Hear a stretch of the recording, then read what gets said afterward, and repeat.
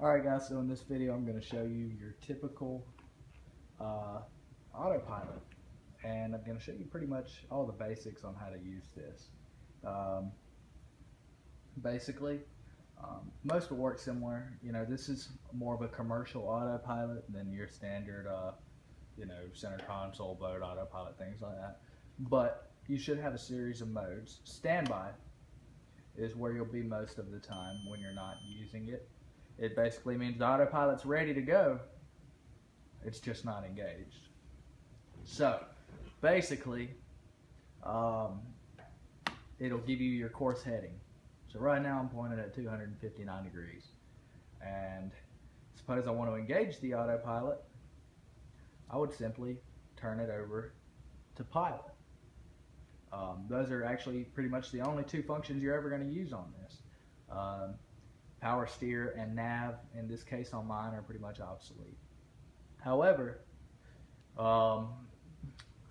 once you are engaged on your autopilot, once you're actually in pilot, you may want to make small adjustments, because chances are you're going to be watching a chart plotter the entire time. Well, you should, unless you navigate caveman style.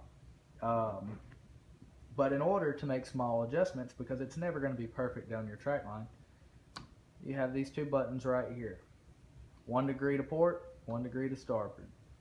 And you can make small adjustments all the way through there.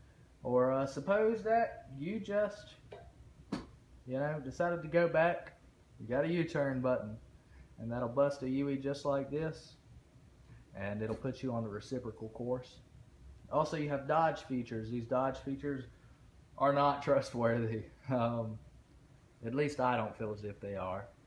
I guess if you really get to learn your dodge features, it could be.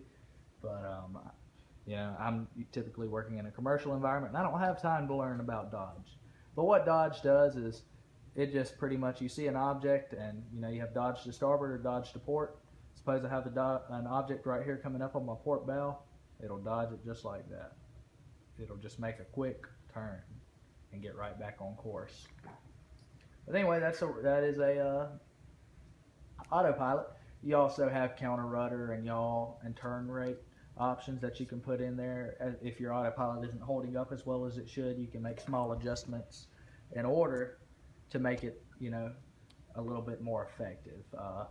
Sometimes your autopilot just won't hold. The faster you go, the more accurate your autopilot is going to be. If you're just in clutch, chances are your autopilot isn't going to be the most accurate, and it's going to take a lot of rudder to counteract between them. But anyway, it's your typical autopilot.